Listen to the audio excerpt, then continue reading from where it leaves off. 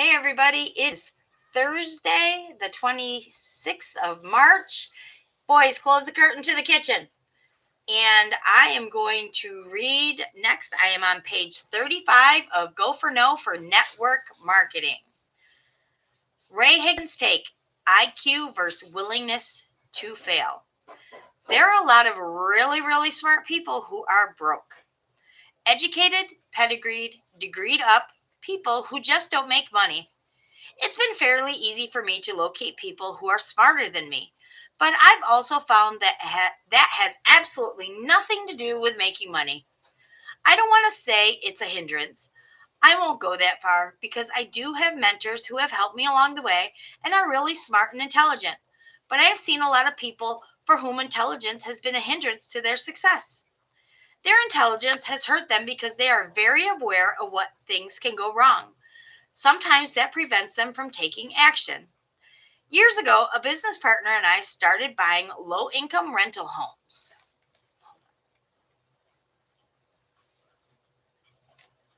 Make sure my ringer's off on my phone.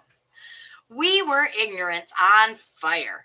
When we started, we had no idea we'd end up dealing with drug dealers or what would have people who would try to sue us, or that we would have people that would have tried to sue us. We didn't know all these things, and thank God we didn't know. Because if we had, we might have moved on as quickly as we did. We may not have moved on as quickly as we did.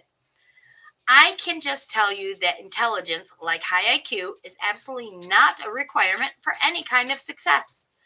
That doesn't mean you shouldn't pursue getting smarter. I mean, for ways to educate myself all the time to get smarter and get better. I look around and see people who feel they're not smart enough to achieve success. But they're wrong. I met some incredibly successful people, especially in network marketing, that by all educational standards probably shouldn't have a high IQ. People who would not be considered overly intelligent, but they're willing to play life a little differently than other people, to get their jersey dirty, to get criticized and rejected over and over and over. Those are the people who end up being successful. The people who are out there and work the numbers. People who are willing to hear no and keep going. This ability is infinitely more important than your intelligence level. How high is your failure quotient? So how much failure can you endure on the road to success? How much negative feedback can you experience before it starts to get to you?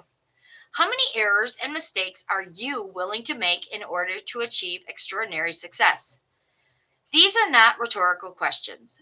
The answers to these questions are key factors or key indicators as to whether you will achieve outrageous success to get everything you want in life, or simply settle for crumbs.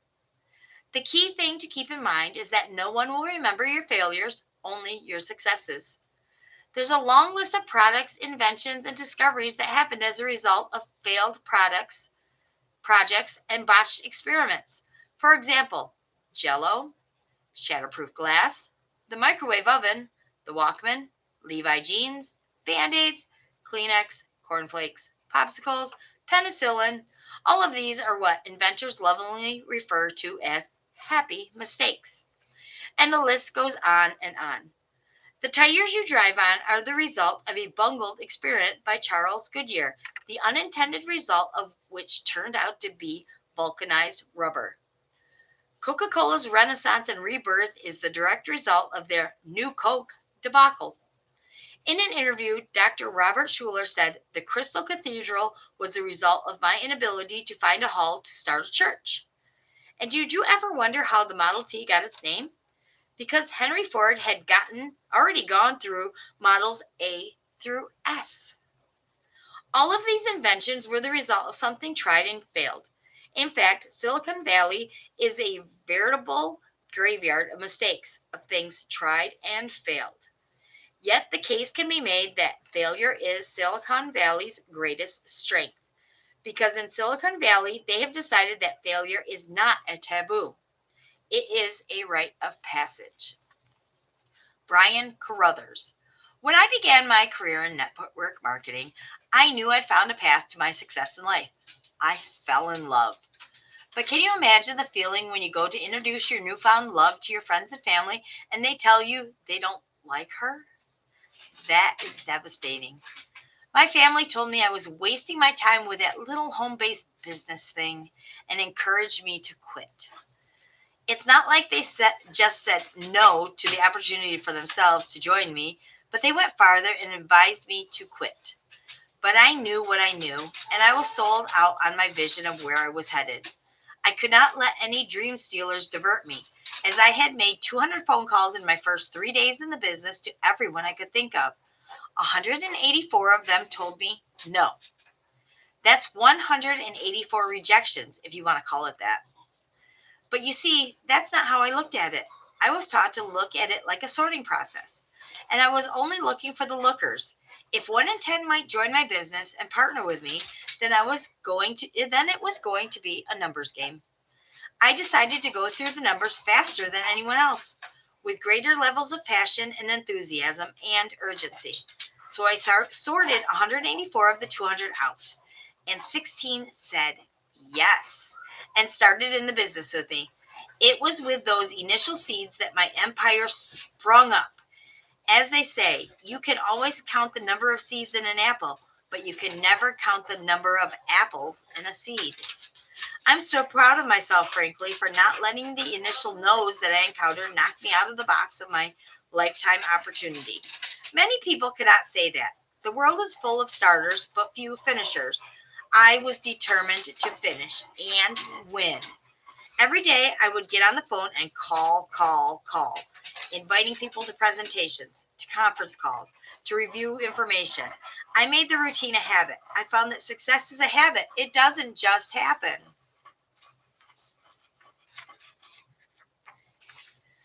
I broke my 27-year-old company records of going to the top platinum level in a mere 6 months and being the quickest to earn $1 million. I was on a mission and doing great. I recruited my stockbroker into the business. He was a young guy just like me, and he was on track to be a superstar. He had the skills, being able to speak well, looked successful, and was hungry. We worked together for about a year and built up a good team.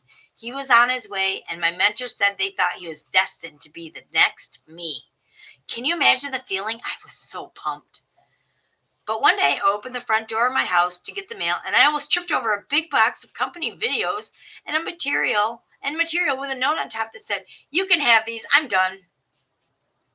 He had a few home meetings one week where nobody showed up, and he got frustrated and quit. I was devastated.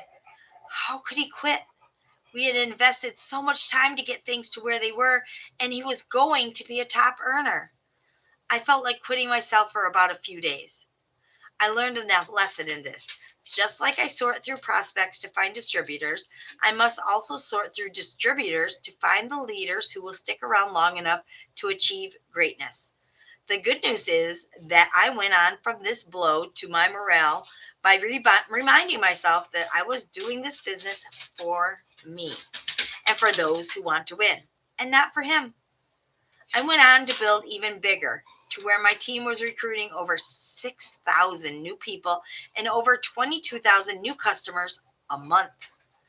And no cannot be allowed to infect our vision, nor can a quitter.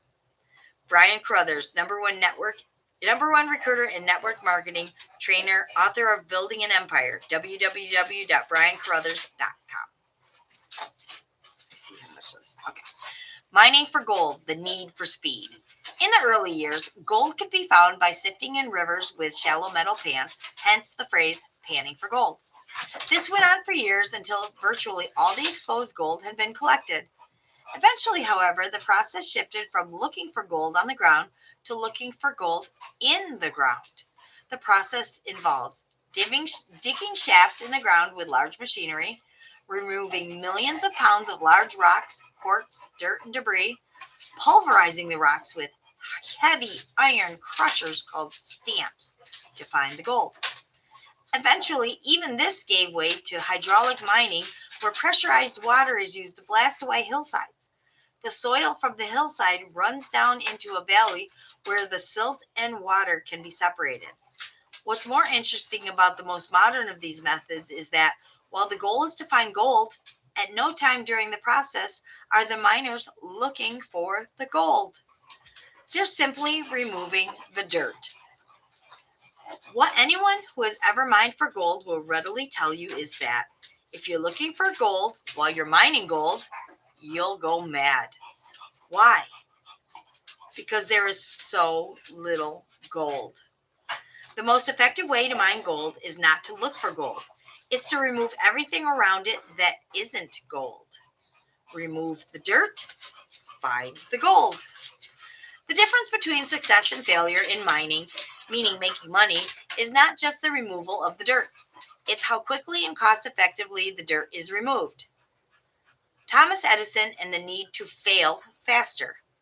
One of the greatest examples during the 20th century of someone who not only had a high no quotient, but also understood the need for speed when it came to failing was Thomas Edison.